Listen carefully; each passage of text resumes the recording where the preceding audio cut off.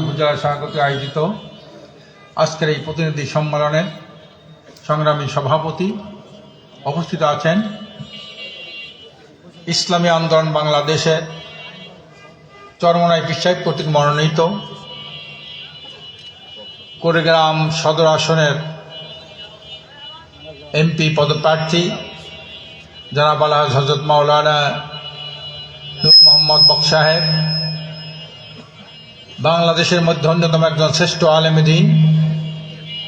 উনি শুধু একজন কুড়িগ্রাম আলিয়া মাদ্রাসার প্রিন্সিপাল নন, উনি আলিয়া মাদ্রাসার একটা শিক্ষক সংগঠন আছে, তার নাম জমিয়াতুল মুদারিসিন। এই জমিয়াতুল মুদারিসিন উনি কেন্দ্রীয় ভাইস প্রেসিডেন্ট।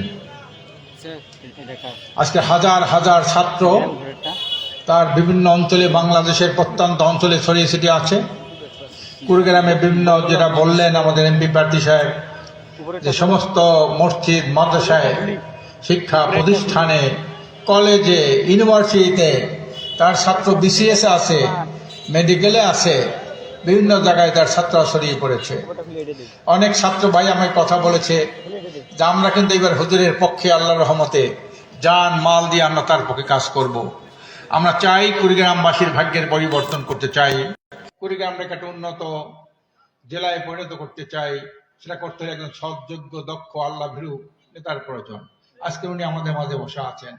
আমাদের এখানে আরো উপস্থিত আছেন আমাদের 8 দলীয় যে একটা নির্বাচনী সমঝোতার সংগঠন হয়েছে, সমঝোতার একটা প্ল্যাটফর্ম হয়েছে, তারই একটি হলো জামাতে ইসলামী। জামাতে ইসলামের এই ফুলবাড়ী উপজেলা শাখার সংগ্রামী সাধারণ সম্পাদক জনাব আলহাজ হযরত মাওলানা আব্দুর রহমান সাহেব। উপস্থিত আছেন আমার জেলা নেতৃবৃন্দ, থানা নেতৃবৃন্দ, সংগ্রামী ভাইরা আমার। আল্লাহ তাআলা কোরআনে সাদ করেন, তুমি তোমার ভাগ্যের পরিবর্তন না করলে আমিও তোমার ভাগ্যের পরিবর্তন ঘটাবো না। তেঁতুল গাছ লাগিয়ে যেমন আম আশা করা যায় না, এটা যেমন বোকামি। মাদার গাছ লাগিয়ে কাঁঠাল আশা করা যায় না। একটা প্রবাদ আছে, এক ইমানদার এক গর্তে 2 বার পড়ে না, এক বুদ্ধিমান এক গর্তে 2 বার পড়ে না।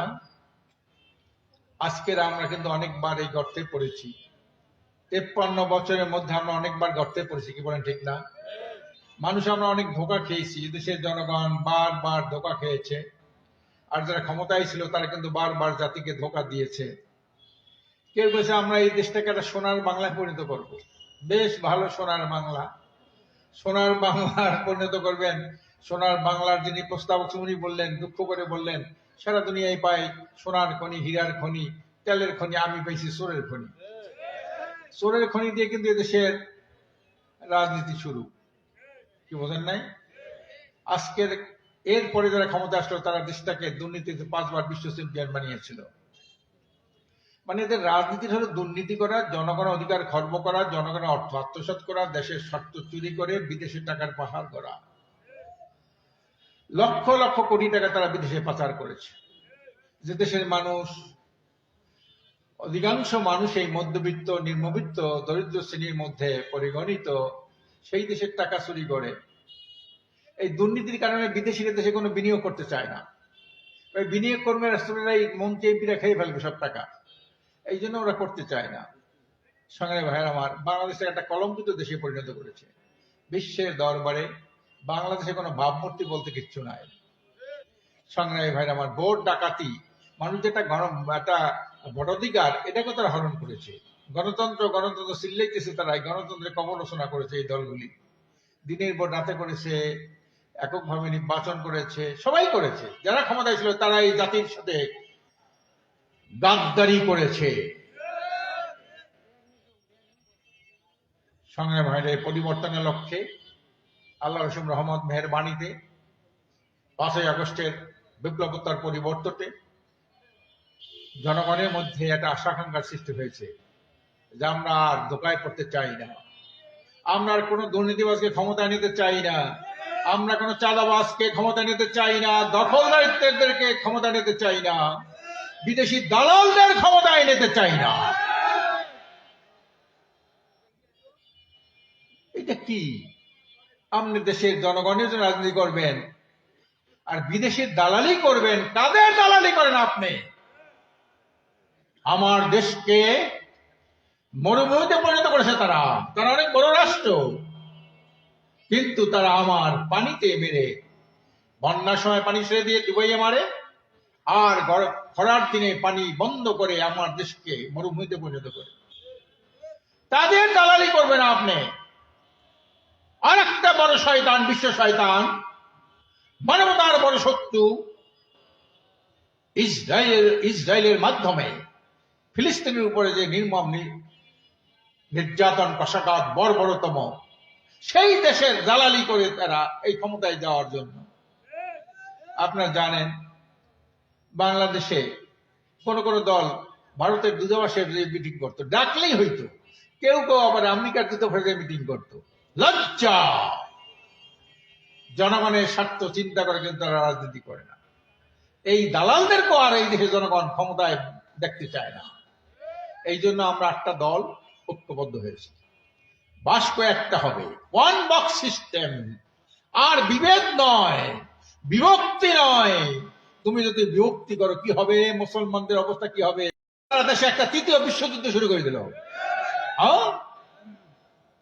গাড়ি ভাঙচুর, যে প্রার্থী পাইল তার কর্মীদেরকে নিহত করা, আহত করা, প্রার্থীকে গুলিবিদ্ধ করা, মানে কি?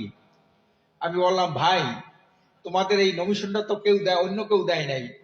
ডক্টর ইউনূস সাহেব দেয় না, অন্য কেউ দেয়। এটা দেশে তো জনাব তারেক রহমান সাহেব, বলেন ঠিক না? আগুন যদি জ্বালাইতে হয় তার বাড়ি যাই আগুন জ্বালাও, রাস্তা আগুন জ্বালাও কেন? গাড়ি পোড়াও কেন?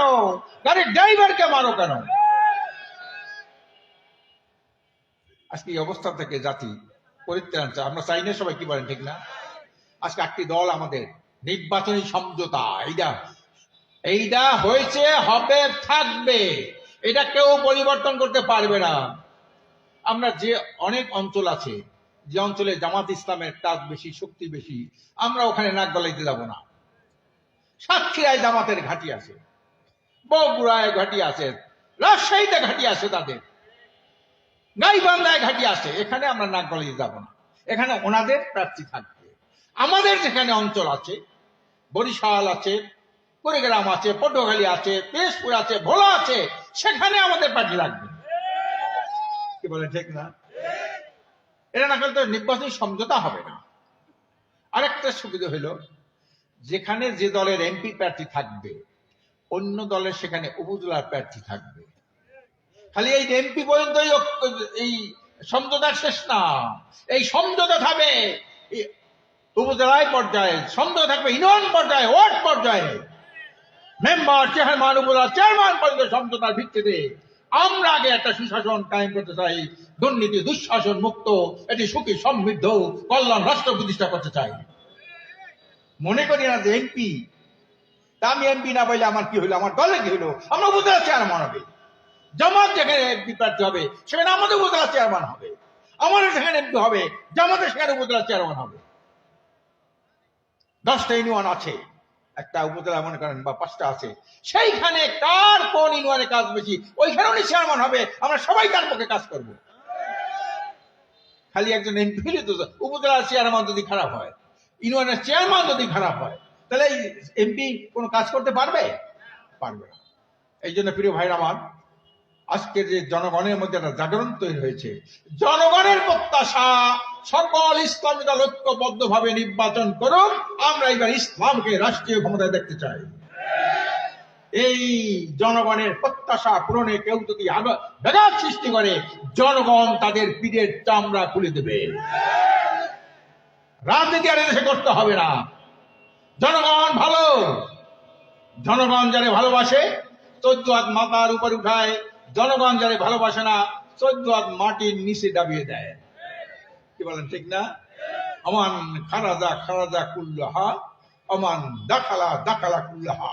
যারা ভালোবাসে 14 হাত মাটির উপরে, মাথার উপরে উঠায়। উঠাইছে না? মুসলিম লীগকে একবার মাথা উঠাইছিল, আবার দাবাই দিল। 98% ভোট পাইছিল মুসলিম লীগ, আবার দাবাই দিল মুসলিম লীগকে। মুসলিম লীগ ঠিক মতো ওয়াদা রক্ষা করে নাই, জনগণের প্রত্যাশা পূরণের ঠিক মতো কাজ করে নাই, জনগণ তাদের ডুবাই দিল, যুক্তফ্রন্টকে ক্ষমতা আনলো, যুক্তফ্রন্ট আবার আইয়ুব খানের দালালি করলো, জনগণের প্রত্যাশা পূরণ করলো না, আবার জনগণ যুক্তফ্রন্টকে দাবিয়ে দিয়ে আওয়ামী লীগের ক্ষমতা আনলো। আওয়ামী লীগ 5 বছরের মধ্যে জনগণ আশা পূরণ করতে পারে নাই, আওয়ামী লীগকে ডুবাই দিল জনগণ। আইলো বিএনপি, বিএনপি উড়াইলো, বিএনপিকে নামাইলো, আইলো জাতীয় পার্টি, জাতীয় পার্টিকে উঠাইলো, আবার নামাইলো। এভাবে এমনি ধারাবাহিকতায় উঠানামা নামানে বাংলাদেশের জনগণ খুব সিদ্ধহস্ত। জনগণকে ধন্যবাদ জানাই, তারা কালোকে কালা বলতে জানে, সাদাকে সাদা বলতে জানে, ভালোকে ভালো বলতে জানে, খারাপকে খারাপ বলতে জানে। ধন্যবাদ, স্যালুট জানাই এই বাঙালি জনগণকে, বাংলাদেশি জনগণকে স্যালুট জানাই। আপনার সময় সময় যে ভূমিকা নেন, এটা অত্যন্ত দেশের জন্য। আপনাদের ভূমিকা না থাকলে দেশ আরো রসতলে চলে যেত। সংগ্রামী ভাইরাম, আসুন আজকের আপনাদের সামনে যে একজন বিশিষ্ট আলেম, উনি তো সংসদে কোরআন হাদিসের আলোকে যে কথা একটু বললো, উনি তো কোরআন হাদিস, আমি মনে করি এই ধরনের লোক যদি পার্লামেন্টে যায়, পার্লামেন্টের চেহারাই পাল্টে যাবে। পার্লামেন্ট, বর্তমান পার্লামেন্ট হলো দুর্নীতিবাজ একটা ক্লাব ঘর। এইটা হবে দেশ জাতির ভাগ্য উন্নয়নের জন্য একটি দক্ষ যোগ্য একটি পার্লামেন্ট হবে। সারা দুনিয়া আমার থেকে শিক্ষা নেবে। প্রিয় ভাইরা আমার, আপনাদের কাছে এই আমার একজন বিজ্ঞ আলেমের আপনাদের কাছে আমানত রেখে গেলাম। কি আমরা আমানত রক্ষা করবেন তো? কারা কারা না থাকবে? আপনাদের ছোট্ট একটা কাজ দিয়ে দেব। প্রত্যেকে কমপক্ষে 200 জন মানুষকে আপনারা দাওয়াত দেবেন ইসলামের পক্ষে ভোট দেওয়ার জন্য। এই যে একজন আলেমেদিন, কি বলেন ঠিক না? চেহারা দিকে তাকাইলেই তো অনেক সব হয়। কি বলেন ঠিক না? আলেমের চেহারা দিকে তাকাইলে অনেক সব হয় না? চেহারা দিকে তাকাবেন, মানুষকে তাকাইতে বলবেন। ব্যাপক সারা শুরু হয়েছে। আমি রাজারহাটে গিয়েছি, আমি কুড়িগ্রামে সদরে প্রোগ্রাম করেছি। আজকের আমার এইখানে এই যে ফুলবাড়ি, এখানে আমি প্রোগ্রাম করছি। আপনাদের কাছে আমানত রেখে গেলাম এবং হাত পাখা একবার পিছাই দিয়েছে। আমিও পুনরায় আপনাদের স্মরণ করে দিতে চাই, এই ব্যক্তিকে আমরা নির্বাচন করে জাতির ভাগ্য পরিবর্তনের একজন রাহবার হিসাবে উনি ভাগ্য পরিবর্তন করতে পারবে, একজন ভূমিকা পালন করতে পারবে। এই আহ্বান রেখে আপনাদের কাছে আবারও ওনাকে আমানত রেখে আমি আমার বক্তব্য শেষ করছি। আমা তৌফিকি ইল্লা বিল্লাহ। এখন দোয়া করবেন আজকের আমাদের এমপি প্রার্থী সাহেব জনাব হযরত মাওলানা নূর বক্স সাহেব।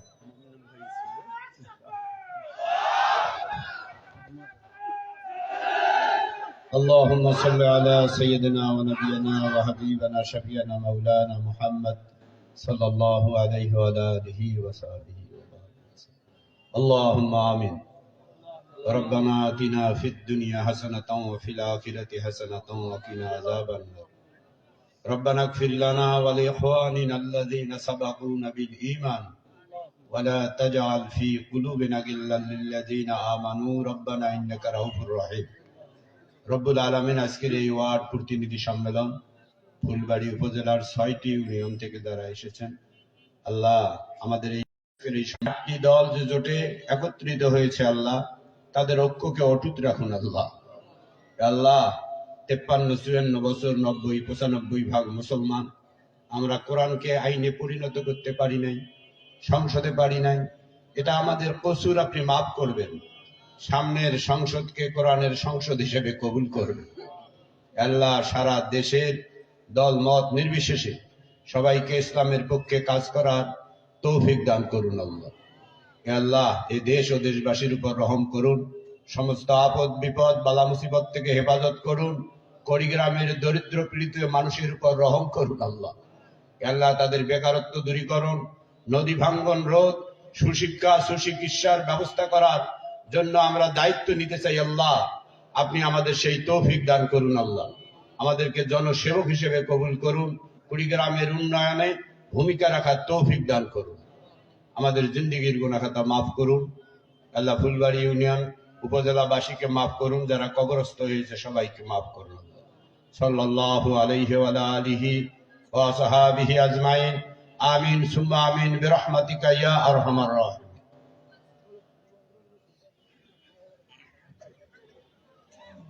ইসলামী আন্দোলন বাংলাদেশ, ইসলামী